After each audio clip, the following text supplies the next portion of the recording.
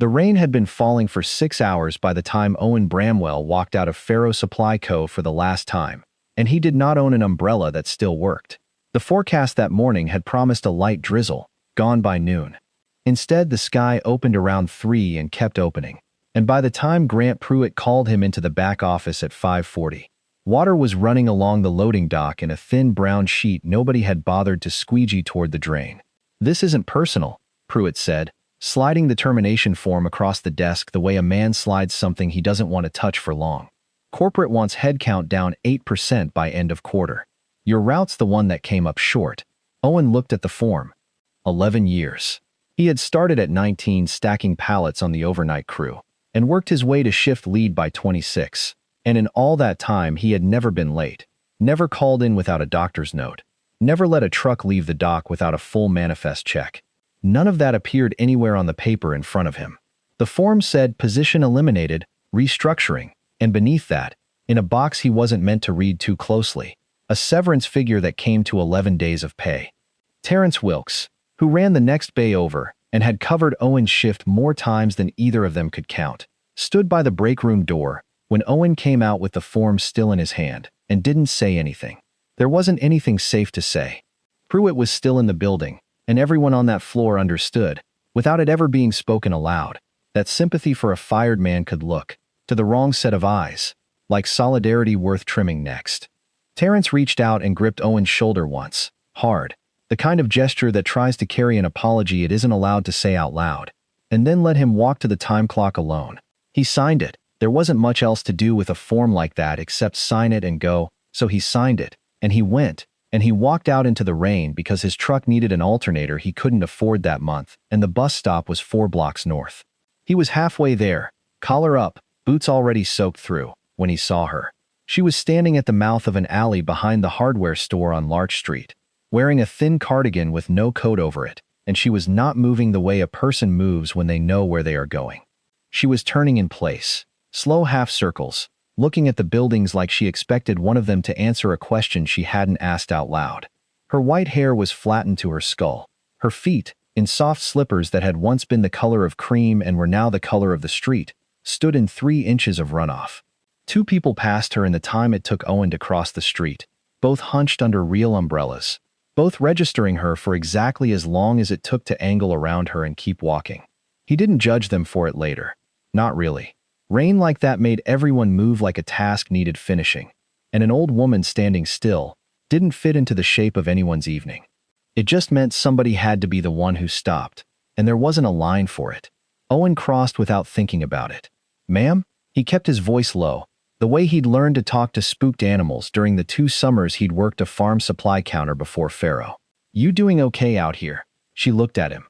Her eyes were pale blue, and clear in the way that made the confusion underneath them somehow worse, like watching someone read a language they used to know fluently and had lost the words for one at a time. "I'm looking for the garden," she said. "There's supposed to be a garden. There's no garden on this block, ma'am. Not that I know of. There's supposed to be." Her voice cracked on the second word, not with fear exactly, more like frustration at her own memory for failing a simple test. "Teddy planted it. He's very good with his hands, for a boy who won't stop reading." Owen didn't know who Teddy was. He didn't know her name, didn't know how long she'd been standing in the rain, didn't know if she had a home 4 blocks away or 400 miles away. What he knew was that she was 70 or 80 years old, soaked through, shaking, and that the nearest open building was a shuttered laundromat with no lights on inside. He took off his jacket, which was already wet but was warmer than nothing, and put it over her shoulders. "My apartment's 6 blocks from here," he said. "It's warm, and I've got soup, and my daughter's waiting on me for dinner. Would you come sit somewhere dry while we figure out where you belong?" She studied him for a long moment, the way a person studies a door before deciding whether to walk through it. Then she nodded, once, and let him take her arm. CTA #1. If a stranger in the rain has already caught your attention, stay with this one. He had just lost his job. He had no idea what he was about to find out about her, or how long someone had been looking. Subscribe to Hidden Ledger before you keep going, so the next story finds you too. Ivy was 7, and she had been raised, for the last 2 years, mostly by her father and partly by the ghost of a habit her mother left behind. Rachel Bramwell had died the winter Ivy turned 5, quickly and without much warning. The kind of illness that gives a family 6 weeks to understand it's happening and no time at all to prepare for what comes after. In the last of those weeks, when she could still sit up in the living room chair by the window, she had told Owen something he never forgot, and Ivy, somehow, absorbed anyway, the way small children absorb things that are said around them, rather than to them. "Leave the porch light on," Rachel had said. "Every night. Doesn't matter if we need it. Somebody out there always does." Owen had kept the light on every night since. First because it felt like the last instruction his wife had given him and he wasn't ready to stop following it. And later, because Ivy had made it her own ritual, flicking the switch herself each evening before dinner, checking it again before bed, like a small soldier confirming a post was manned. She never fully explained why it mattered to her. She didn't need to. Some children build entire private religions out of a single sentence, overheard at the right moment. And this had become Ivy's. Money had been tight since the funeral, tighter than either of them liked to admit out loud. Rachel had handled the household ledger, the small negotiations with the electric company, the exact week each month when it made sense to buy in bulk. And Owen had spent the better part of 2 years relearning all of it. By trial and a stack of overdue notices, he was slowly working his way out from under. He kept a coffee can of quarters on top of the refrigerator labeled, in Ivy's handwriting, "Emergency Laundry," and he kept a framed photo of Rachel on the bookshelf, where Ivy could see it every morning, without either of them having to say anything about why it was there. They had built a small, careful life out of habits that didn't cost money. Library story hour on Saturdays. The porch light every night. A running joke about who could name more state capitals. It wasn't much. Until the layoff, it had been enough. So when Owen came up the stairwell that evening, with a soaked, disoriented stranger leaning on his arm, it was Ivy who threw the door open before he'd even reached it, because she'd seen them coming from the window, drawn, as much as anything, by the porch light doing exactly what her mother said it would. "Who's that?" Ivy asked, not with alarm, more the frank curiosity of a child encountering a new fact. "I don't know yet," Owen admitted. "She's cold, and she's lost. Can you grab the blanket off the couch?" Ivy did, without being asked twice, and within 20 minutes the elderly woman was wrapped in a fleece throw, covered in cartoon foxes, drinking tomato soup at the kitchen table, warming her hands around the mug the way a person does when they've forgotten, for a while, what warm feels like. She told them her name was Margaret. She did not offer a last name, and when Owen asked gently, she looked at him with an expression that suggested the answer had been right there a moment ago and had since slipped somewhere she couldn't reach. She talked about a garden. She talked about a boy named Teddy who read too much and built things with wire and glue, and once took apart the kitchen radio to see how the voices got inside it. She mentioned a house with a blue door and a husband named Walter who whistled off-key, and a company that made something with motors, though she couldn't land on what kind. Owen called the non-emergency police line that night. The dispatcher took the details, said someone would follow up, and nobody did, not that week. He called 2 hospitals to ask about missing patients. Neither had a match. He checked the county's public alert board the next morning and found nothing recent that fit her description. What he did not do, because it did not occur to him to try, was call Willow Creek Memory Residence, 40 miles east, because he had no reason to know it existed. 3 days became a week. Margaret stayed on the pull-out couch, and slowly, the fog around her name thinned in places even as it thickened in others. She remembered Ivy's name within a day and forgot it within an hour, over and over, without ever seeming bothered by the loop. She remembered, with total clarity, the smell of her mother's kitchen from 70 years earlier. She could not remember what year it currently was. Owen kept a running list on a legal pad by the phone. Teddy, Walter, blue door, garden, motors, a dog named Scout. He didn't know what he was building toward. He only knew that somewhere, someone was almost certainly looking for this woman, and that the not knowing was its own small cruelty layered on top of whatever had already happened to her. There were harder nights than that. On the 3rd night, Margaret woke at 2 in the morning convinced she needed to catch a train, insisting with real panic that she was going to miss it, that Walter would be furious, that she'd left something important on the platform. Owen found her in the front hallway with one slipper on, working the deadbolt with shaking hands, and for a moment, he didn't know what to do besides stand there. It was Ivy who padded out of her room half asleep, climbed onto the hallway bench beside her, and started humming the tune from a cartoon they'd watched 3 times that week, off-key and unbothered, the way 7-year-olds hum things. Margaret's hands stopped moving on the lock. She looked down at Ivy, and something in her face settled, not because she understood where she was, but because the panic had found somewhere smaller and warmer to land instead. Owen stood in the doorway and watched his daughter do, without any training and without being asked, something he wasn't sure he'd have known how to do himself. He found the locket on the 4th day, when Margaret let Ivy help brush out her hair, and the chain slipped loose from beneath her collar.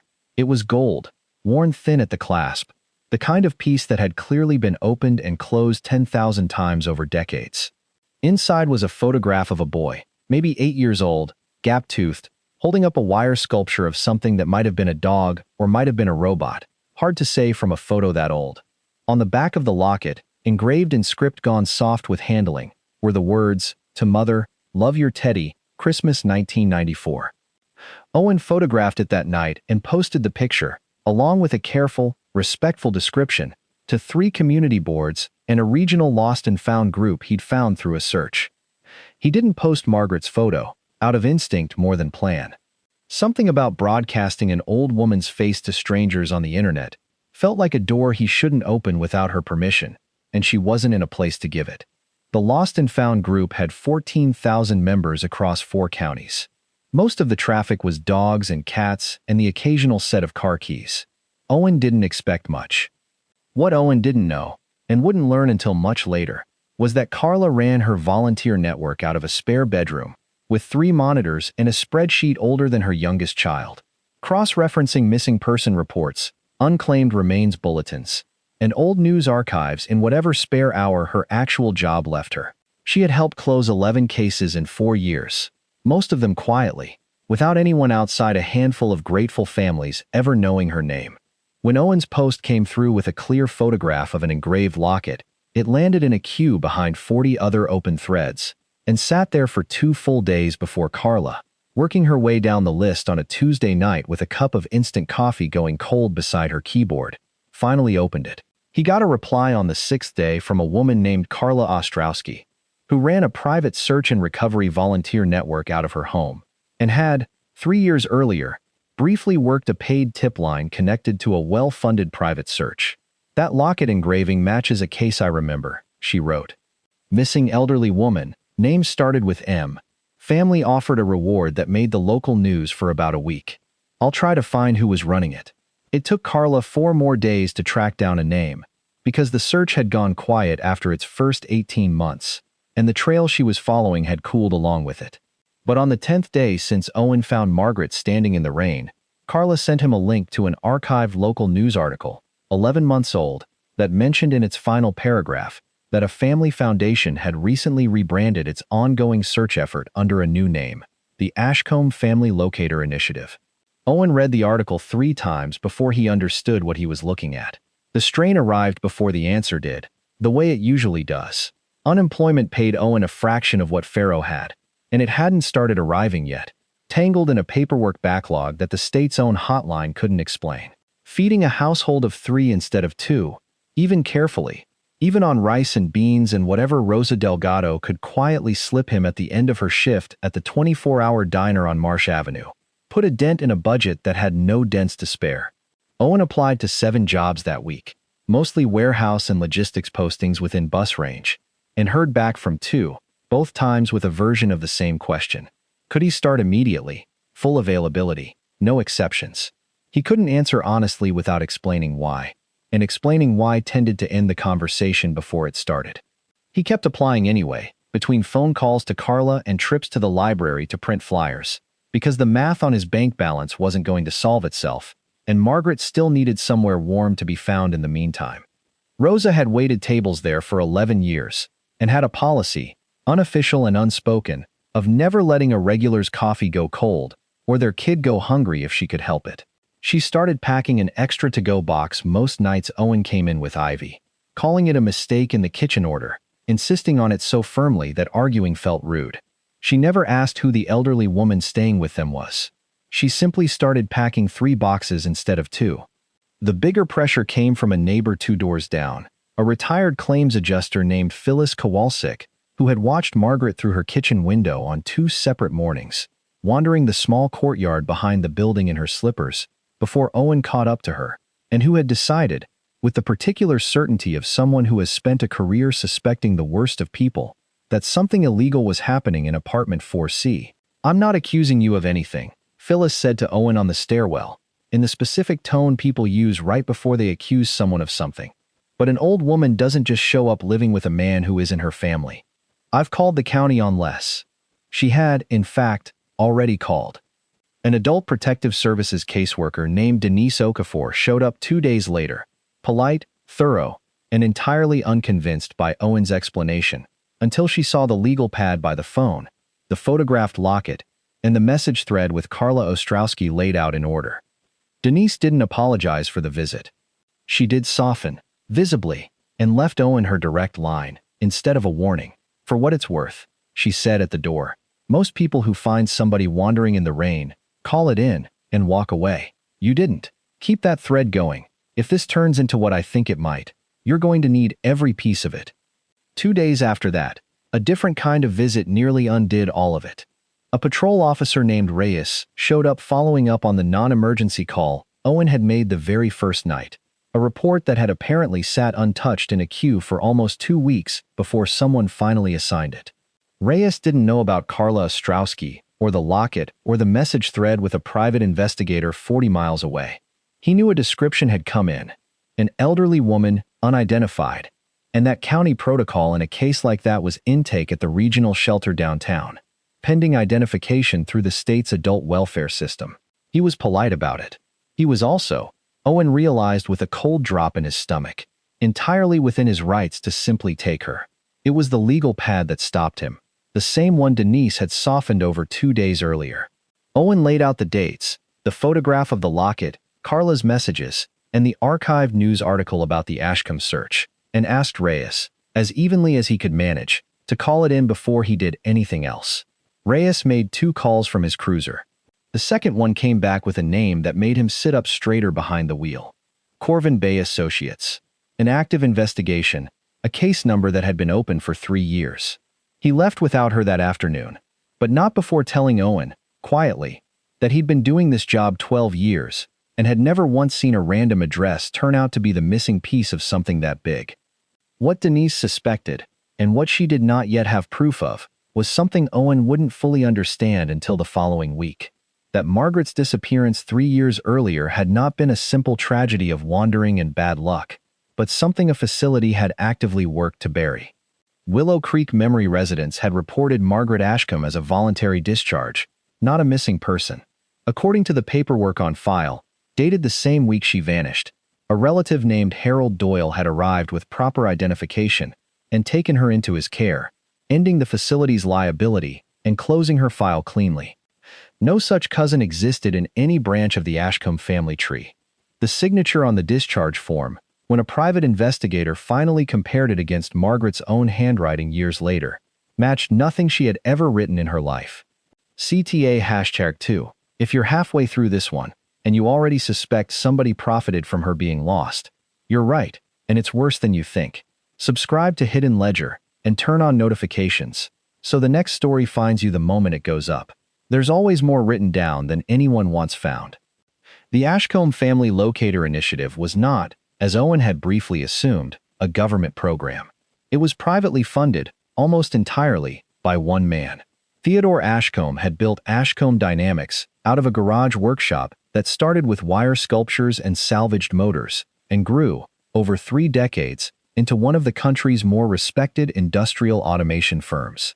He was 51 years old, worth more money than he had ever learned to be comfortable discussing in public, and for the last 3 years he had spent a meaningful fraction of both his fortune and his attention on one unresolved question: what had actually happened to his mother? He had never believed the discharge paperwork. Margaret had no cousin named Harold Doyle, had never mentioned one, had no history of leaving a facility voluntarily, without calling her son first, not once in the 18 months she'd lived at Willow Creek. Ted had pushed the county, pushed the state licensing board, hired 2 different investigation firms, and eventually funded Corvin Bay Associates directly, run by a patient, methodical investigator named Marcus Feld who had, over 3 years, built a file nearly 4 inches thick and closed exactly 0 of the leads inside it. Carla Ostrowski's message reached Marcus Feld on a Tuesday morning. He called the Locator Initiative's tip line himself 20 minutes later, and by that afternoon, he was standing in Owen Bramwell's living room with a photograph of Margaret Ashcombe at 76, taken at a company gala, hairstyled, wearing a navy dress, looking nothing at all like the soaked, shaking woman who had stood at the mouth of an alley 11 days earlier, and somehow, unmistakably, exactly like her. He asked Owen for 2 things before he'd let himself believe it completely. The exact wording Margaret used about the garden, and permission to look at the back of her left hand, where, according to a decades-old company physical on file, a wire-cutting accident from her husband's workshop had left a thin, pale scar just below the knuckle of her ring finger. Owen watched him check it under the kitchen light, watched the moment Marcus Feld's shoulders dropped an inch, 3 years of held tension leaving his body all at once. "That's her," Marcus said quietly. "That's Margaret." Ted Ashcombe arrived 4 hours later, having chartered a flight the moment Marcus called him, and walked into an apartment on Larch Street he had never seen, in a building he had never heard of, and found his mother sitting at a kitchen table with a 7-year-old girl teaching her a card game with rules that changed every third hand. Margaret looked up. For a long moment, nothing in her face moved, and Owen, standing in the doorway to the kitchen, braced himself for the possibility that whatever had been eroding inside her had taken this too, had taken even her son's face from the list of things she could still hold on to. Then she said, "Teddy," not with confusion this time, but with the flat, total certainty of someone naming the one fact in the room that had never actually been in doubt. "You cut your hair." Ted crossed the kitchen and knelt in front of her chair, and neither of them said anything else for a while that felt, to everyone else in the room, like it should be left alone. Ivy, without being told, gathered up the cards from their unfinished game and slipped into her bedroom, pulling the door most of the way shut, the particular tact of a child who understands, without anyone explaining it, that some moments need fewer witnesses.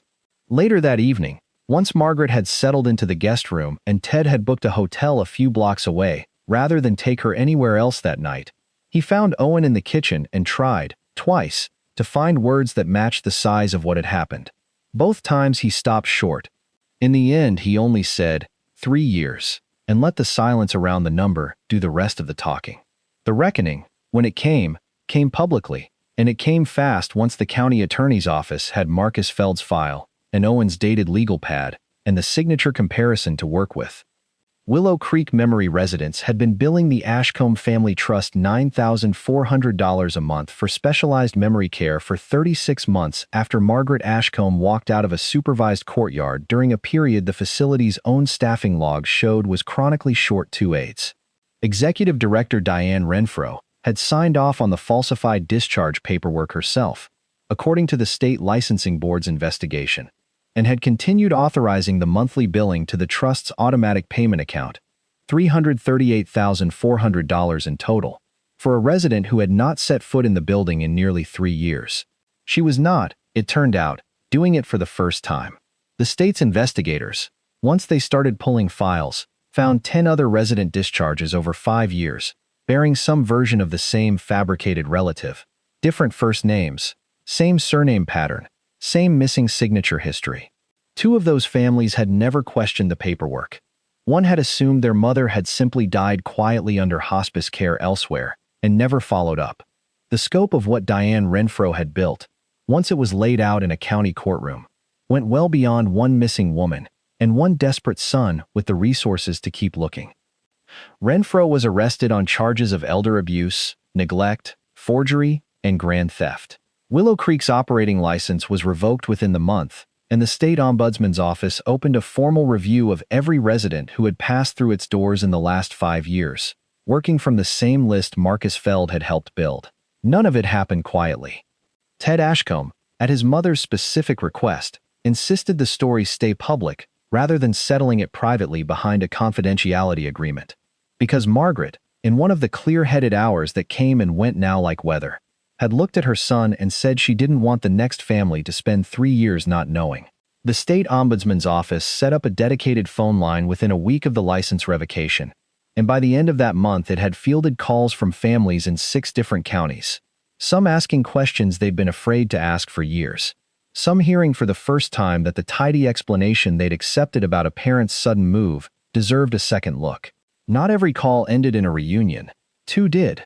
A third turned up a burial record that finally let a family bury their own uncertainty, along with their mother. Diane Renfro pleaded not guilty at her arraignment and was released on bond pending trial, and the local paper ran her booking photo beside a photo of Margaret and Ted at a press conference where Ted read a short statement he'd written himself, mentioning Owen and Ivy by name and thanking them for stopping in the rain.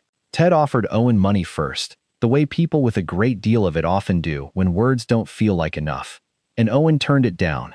Not out of pride exactly. More out of a sense that taking a check for finding a lost woman in the rain would turn something real into something transactional, in a way he didn't want it to be.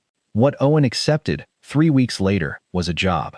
Ted was building a small division inside the Ashcombe Family Foundation, one focused on wandering prevention protocols and rapid response coordination for memory care facilities across the state. Informed directly by everything Marcus Feld's investigation had uncovered about how easily a system could fail a family that trusted it. He needed someone who understood logistics, who understood how to track a manifest and notice when a number didn't add up, who had already, without any training at all, done exactly the kind of careful, patient tracking that had cracked the case open.